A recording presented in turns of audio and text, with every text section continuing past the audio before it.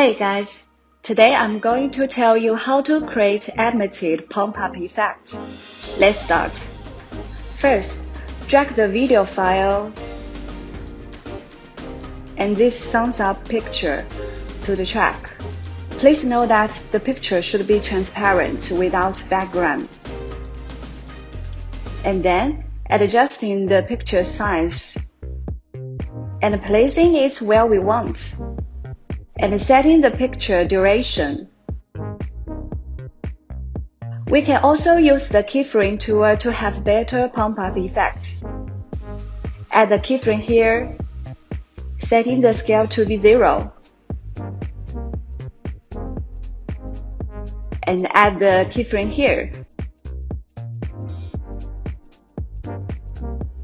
Set the scale to be 120%.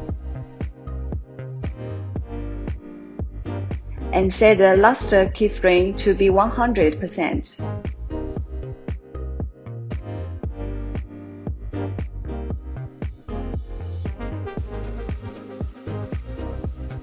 Click the play button and check the pump-up effect. That's all the video. Thank you very much for watching. See you next time.